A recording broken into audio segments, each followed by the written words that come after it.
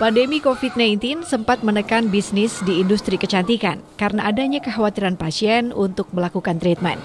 Namun dengan berbagai adaptasi dan strategi yang dilakukan, kini sejumlah klinik kecantikan mampu bangkit kembali.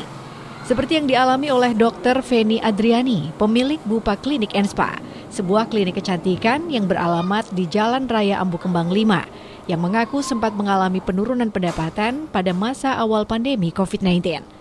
Namun, sebagai pelaku usaha, penurunan income tidak membuatnya patah semangat.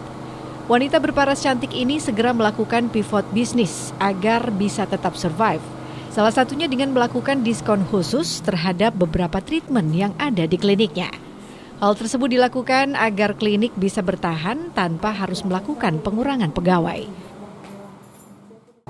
Oke dokter, bisnis kecantikan sendiri di masa pandemi seperti ini, suka dukanya seperti apa dok? Suka dukanya banyak ya, karena kita semua beradaptasi. 3 bulan pertama mungkin ya saya terutama untuk klinik Bupa Spa merasakan perubahannya, baik pasien-pasien sendiri, mungkin klinik juga rada sepi ya, jadi akan terasa sekali perubahan itu gitu.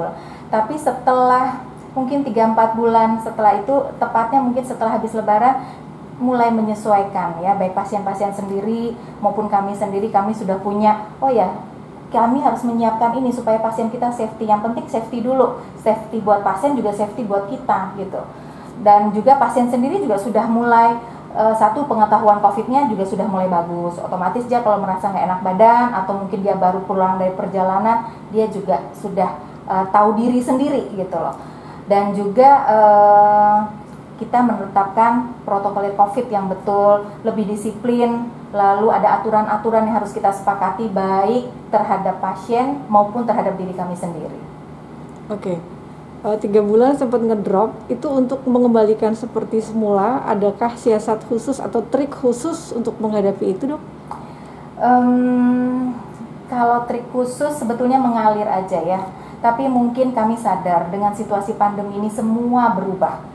Jadi baik ekonomi kita pasti juga mengalami perubahan gitu. Jadi kami juga menyesuaikan bagaimana pasien-pasien sendiri tetap bisa merawat dirinya dengan kondisi yang mulai terbatas, kondisi keuangan yang juga tidak seperti dulu. Jadi kami mulai menyiasati untuk pertama kebutuhan pasien. Ya, dia butuh apa saat itu?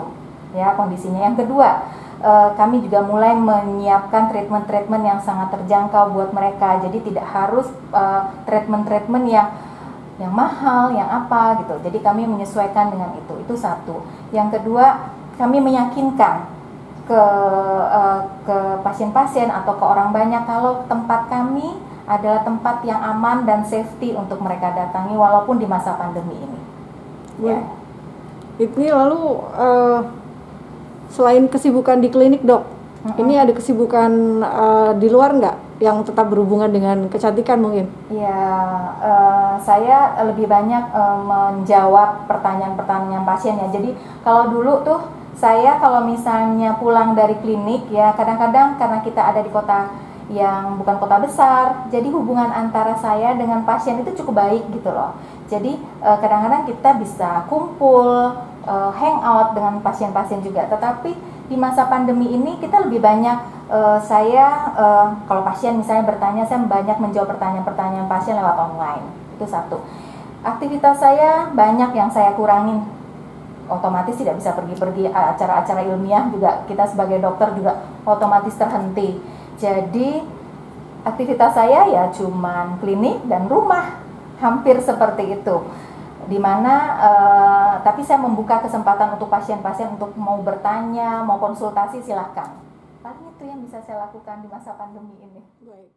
Di masa new normal, saat pelonggaran pembatasan terjadi, pasien mulai berdatangan kembali. Mengikuti protokol kesehatan yang berlaku, Feni pun menerapkan hal itu dengan sangat ketat. Sebelum melakukan perawatan atau konsultasi, ada beberapa langkah yang harus dilalui oleh pasien. Semua pasien diwajibkan memakai masker, mencuci tangan, memakai hand sanitizer, hingga disemprot disinfektan ke seluruh badan. Pasien dan terapis juga wajib memakai disposable APD selama treatment. Selain itu, owner dan karyawan juga rutin melakukan tes swab. Ini ada fasilitas apa saja di Bu Paspa? Treatment apa yang ditawarkan ke pelanggan gitu? Yang kami siapkan adalah terutama alat-alat yang mendukung daripada treatment tersebut. Ada laser untuk jerawat, lalu ada treatment jerawat. Lalu setelah itu yang kami siapkan di klinik untuk menunjang itu, yang ada ya prokesnya harus benar banget. Ya, prokesnya harus benar banget. Kami menganjurkan dari mulai masuk kita mewajibkan dia untuk cuci tangan. Ya, kita sama-sama tahu sebisanya kalau nggak pakai hand sanitizer, kalau masih bisa ketemu air, kita harus ketemu air dulu. Gitu, kita cuci tangan, lalu mungkin kita sterilkan sepatunya, ya. Lalu dia mulai cek suhu, lalu setelah itu kita screening dia harus isi daripada kuesioner kami yang menyatakan kalau dia memang sehat. Lalu setelah itu baru kita pakaikan pakaian steril, lalu juga ruangan juga kami steril sebelumnya. Ya, itulah persiapan yang kami lakukan supaya pasien tetap merasa comfort dan yakin kalau tempat ini adalah tempat yang aman. Baik. Dan untuk kami sendiri juga, kami tidak cuma sekedar menuntut pasien gitu loh ya.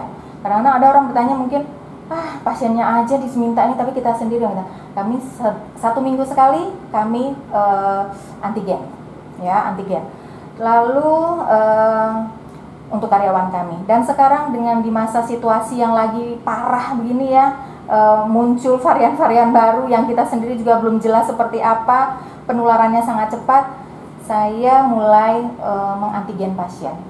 Feni berharap pandemi ini akan segera berakhir, dunia bisa kembali normal, dan masyarakat dengan penuh optimisme akan terus berkarya dan produktif untuk mencapai hal positif di tahun-tahun ke depan. Yaya Ahmad, Batik TV melaporkan.